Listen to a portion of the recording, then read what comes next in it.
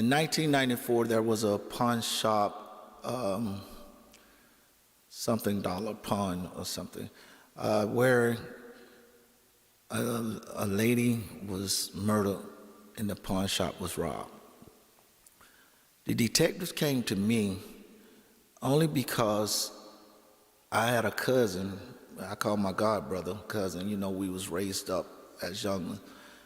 Him and a couple of guys was on the west side was actually going around robbing pawn shops and stuff. And they were breaking into places. So the detective come to me asking me, do I know anything about him doing this and that? And I was honest with the police 100%. In fact, I was so honest with the police asked the question, have you ever been there? And I told him yes. When I was there, I told him I pawned my Sega game, which is like the modern day PlayStation, which I play Xbox now though. And I pawned it up under an alias name. I told him the alias name was David Ashley, and I was straight up honest. Why I did it like that was because I had a warrant for a ticket and didn't want to go to jail. 12 years went by. That detective decided to retire. A new detective came in, a detective named John Cruzio, and he liked to try to be a big shot for the Fort Lauderdale Police Department. When he took over the case, he came to me and was questioning me about the past. He said he was opening the case back up and he was investigating. I had no problem with it, you know. So he was asking me questions, but the questions he was asking, this crime happened 12 years ago. 12 years ago. I can't remember what I did 2 or 3 days ago. I know I drove to Jacksonville Sunday, talked at the school Monday, and I'm here today, but I can't tell you even what I ate in between or what I did in between. So 12 years ago, I couldn't remember. But instead of just giving him any answer, I turned around and I told him, I'm not sure, or I don't quite remember that. But because I was answering like that, he said I was answering suspicious. He went back to Broward County. I was in DeSoto County at that time. He went back to Broward County, and he got a grand jury indictment. But the evidence that he used on the grand jury indictment was all evidence pertaining to Mr. LaRae. It wasn't evidence on me. And they granted, the way the police did it was he did it as a joint, so that if they approved the grand jury indictment on LaRae, I'm included. So when they arrested me for it in March of 2006, you know, I wasn't worried about it. You know, I thought I'd go to the county jail, sit 20, 30 days, stay to drop the charges, I'd go home. It didn't work like that. In 35, 40 days, they brought me to court, magistrate court, arrangement, and appointed me 2 attorneys. That's when I knew they was really charging me with this murder. When my attorney came, my attorney introduced himself. The first thing I said is, how they charging me with a murder I had nothing to do with? He said, well, that's our job to show that.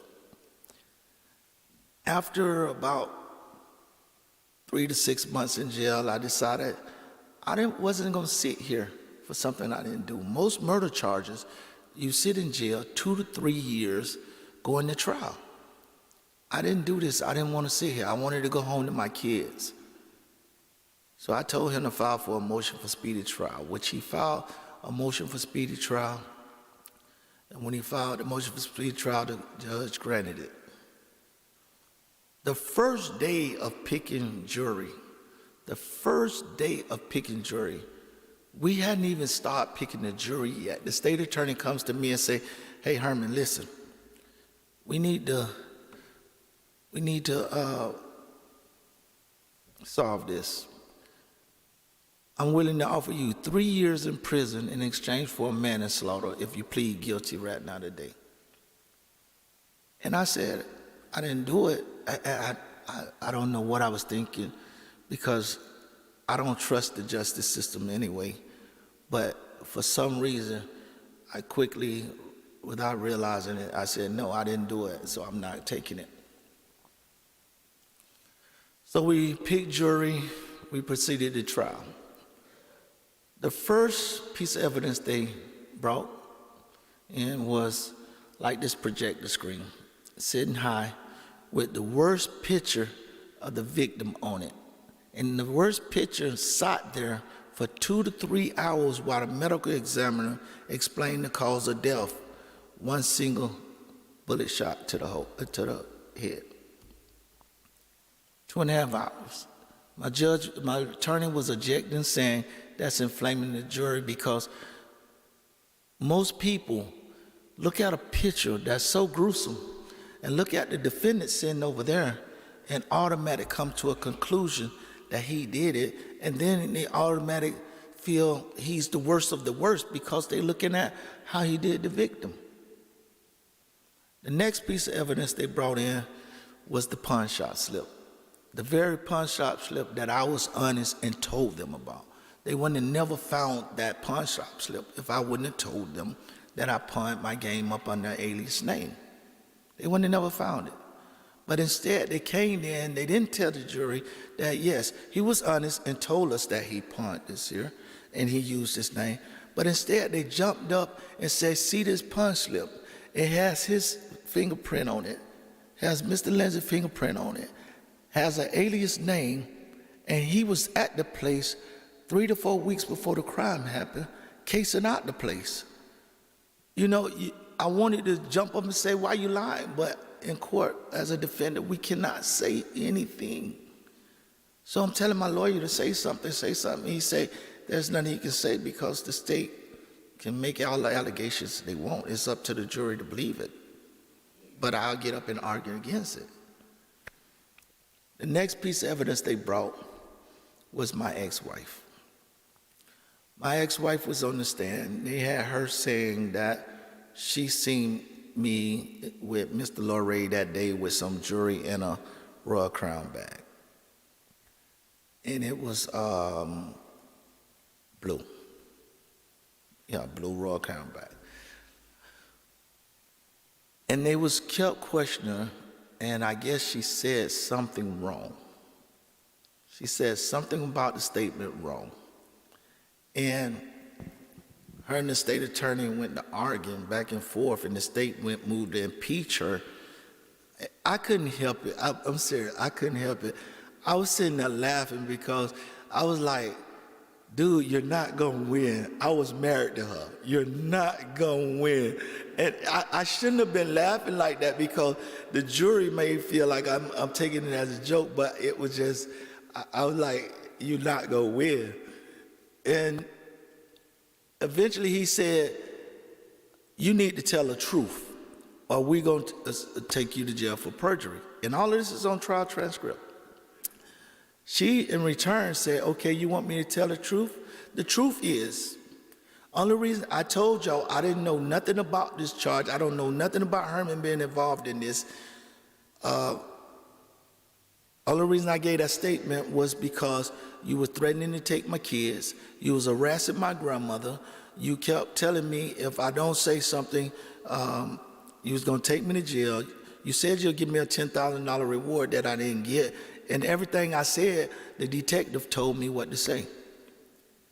She said this right in front of the jury. So at that time, I felt like, okay, now here it is, the truth coming out. This evidence against me, I didn't do this. So I was a little bit more comfortable. Then they brought in this guy, Mark Sims. Mark Sims, from the beginning of the case, was the prime suspect as the shooter in the case. Detective showed me a video back in '94 where they have Mark Sims going into another pawn shop. After the clerks gave him the money, for no reason, he shot the clerk.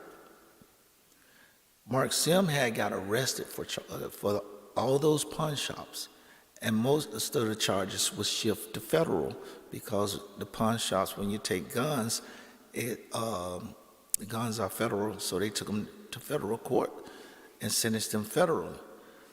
But as I was reading my depositions, each year, the Detective King, before he retired, each year he would go to Mark Sims and ask him about this case, and Mark Sims would say he didn't know anything about it. He would say he didn't know anything about it. So then, here it is in 2005, when the new detective take over, all of a sudden, Mark Sims says that I was in a holding cell with him in the Broward County Jail, which they had no records to indicate that we was in the same cell together, to prove his statement, said that I confessed to him about this crime. Now, with that evidence I just talked about, nothing else, I was found guilty of first-degree murder, first-degree premeditated murder, and first-degree felony murder. Now, the interesting thing happened, how much time I got? How much time I got? Okay.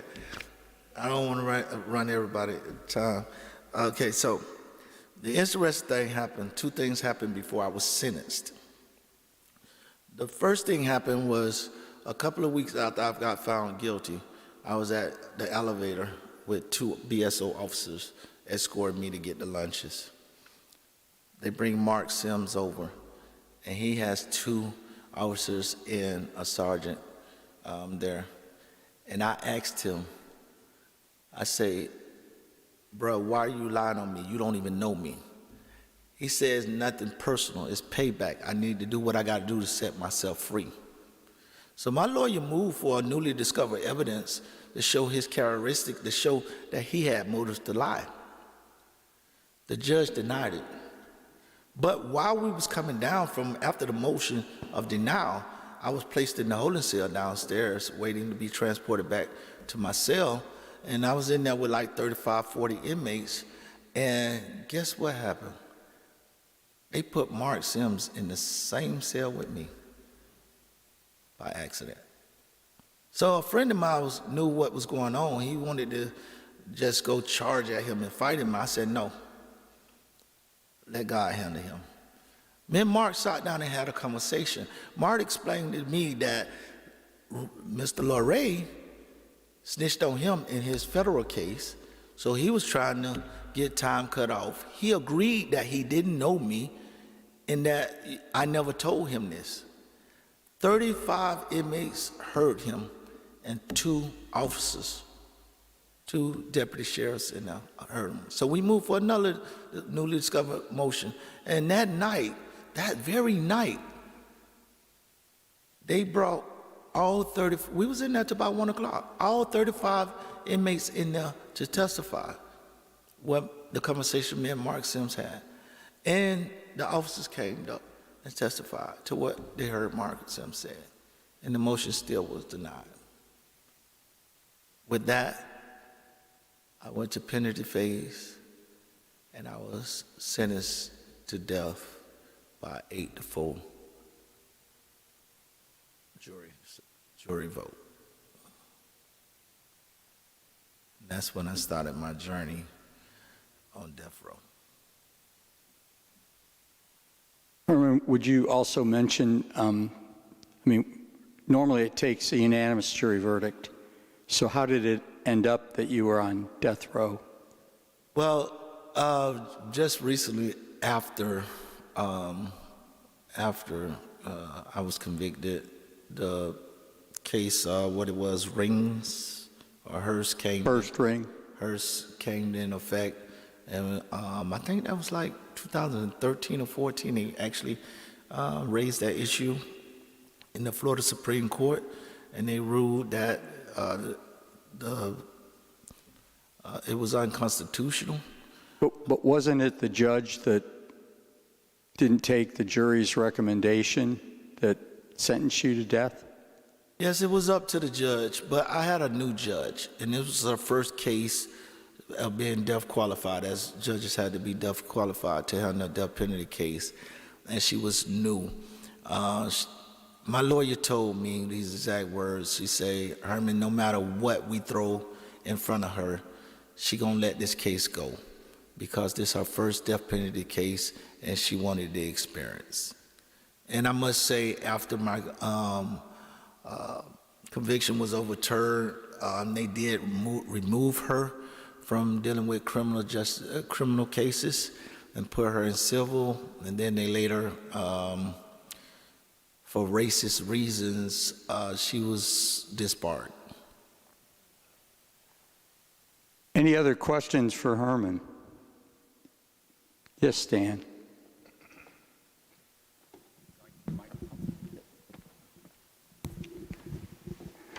Herman, why didn't they remove the murder from when somebody checks your criminal record, why is the murder still listed on that?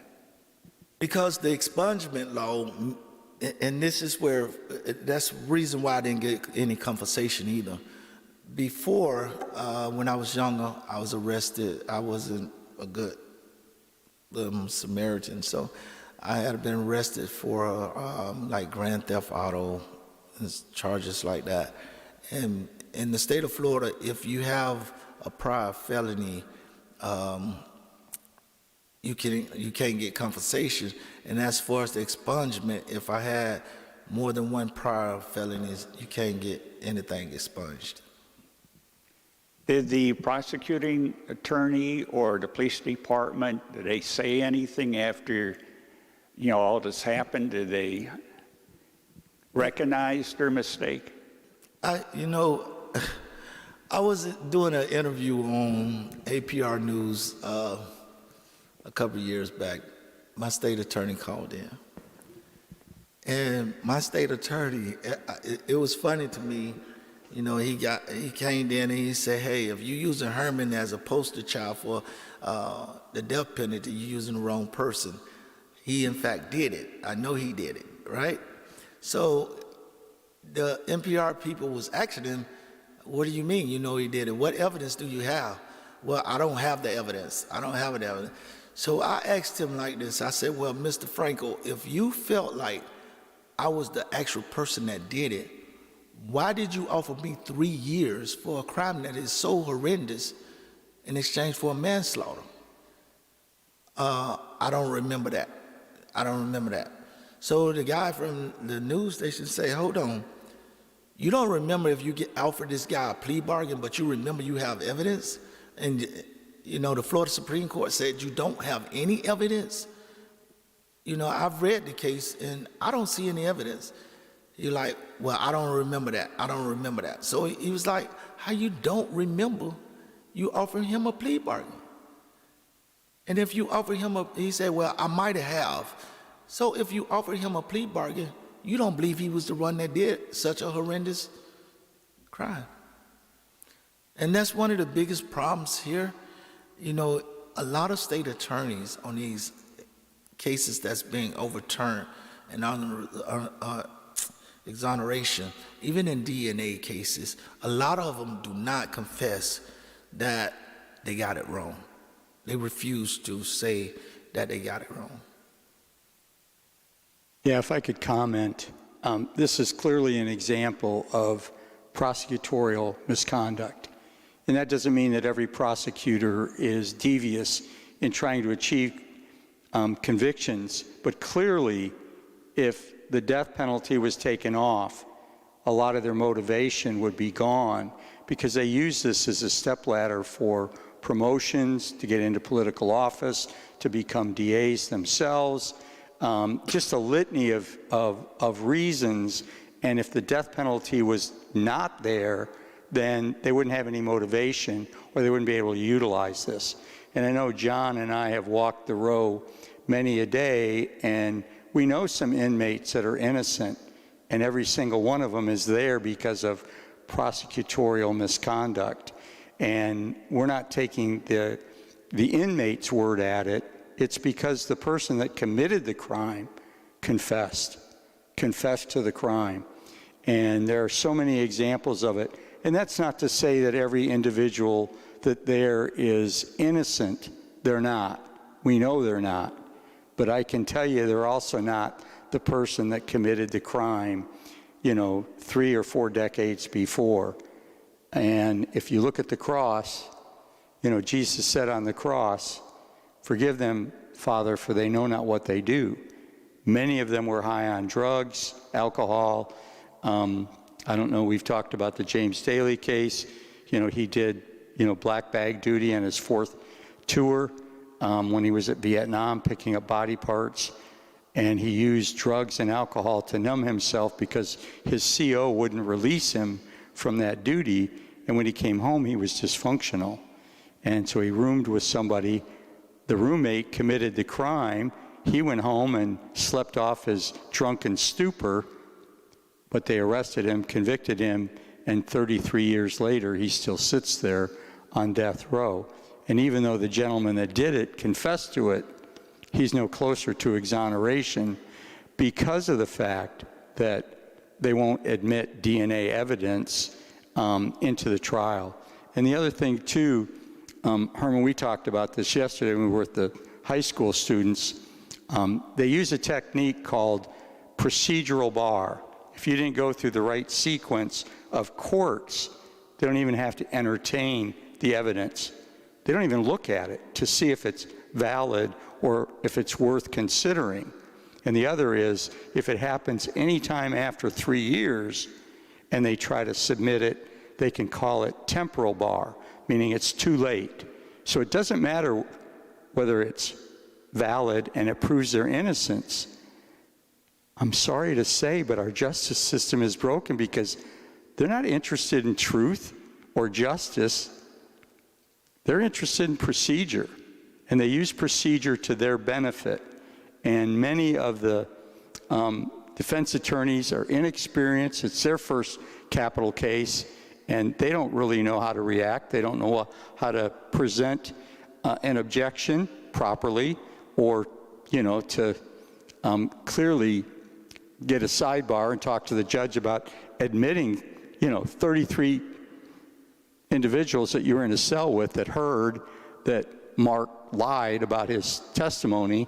So, but there's got to be another question, and I know you're anxious to get out of here. Your butts must be getting sore, but any other questions for Herman? He's such a wealth of information. He's lived this experience. Deacon Larry.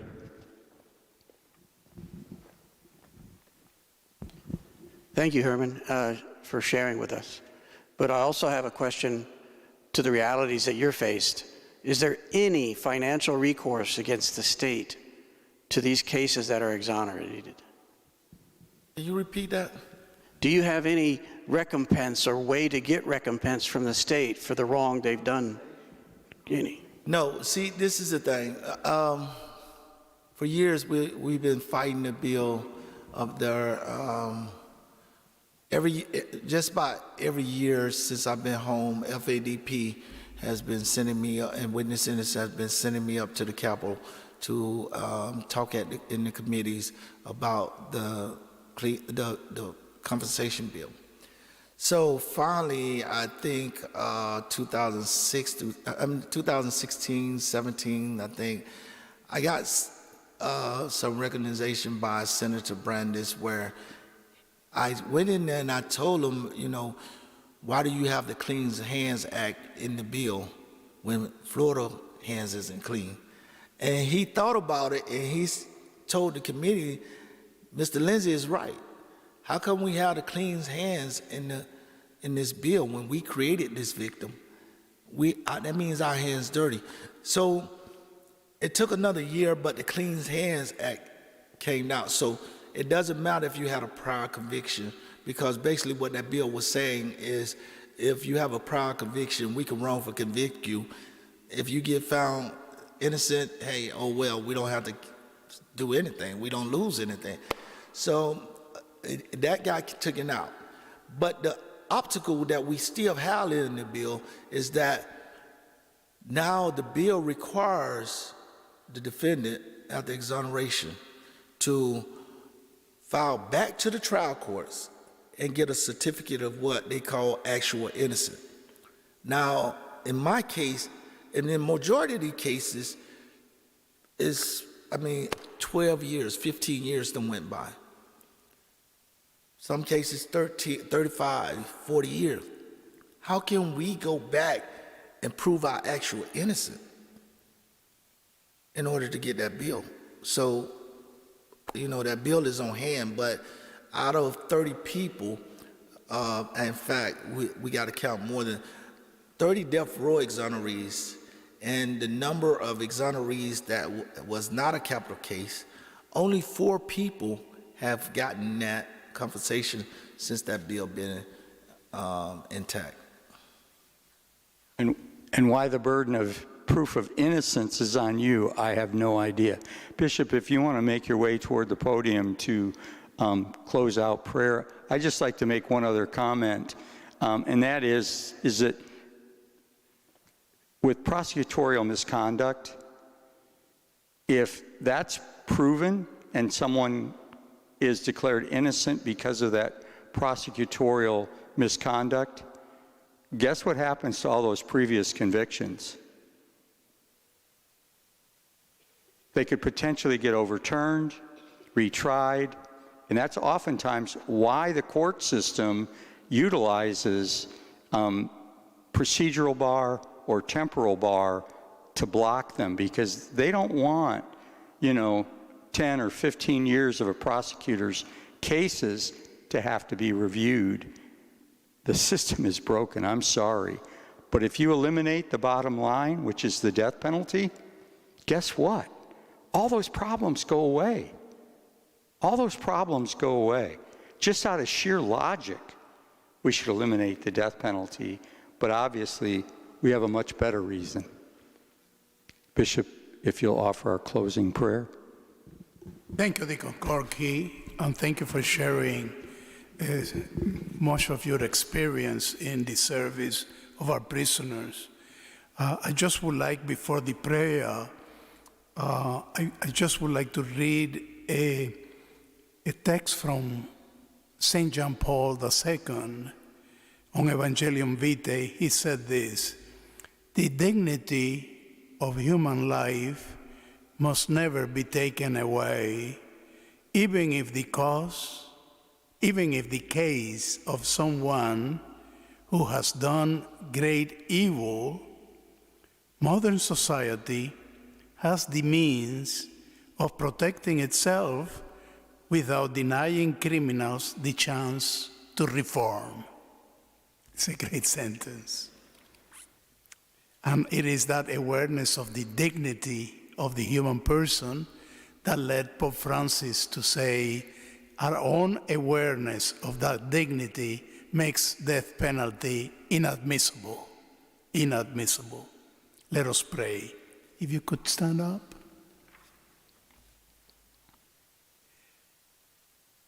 I am taking a prayer from Sister Helen Prejan. God of compassion, you let your rain fall on the just and the unjust. Expand and deepen our hearts so that we may love as you love, even those among us who have caused the greatest pain by taking life. For there is in our land a great cry for vengeance, as we fill up death rows and kill the killers. In the name of justice, in the name of peace. Jesus, our brother, you suffer execution at the hands of the state, but you did not let hatred overcome you. Help us to reach out to victims of violence, so that our enduring love may help them heal. Holy Spirit of God, you strengthen us in the struggle for justice. Help us to work tirelessly for the abolition of state-sanctioned death, and to renew our society in its very heart so that violence will be no more. Amen. St. Andrew,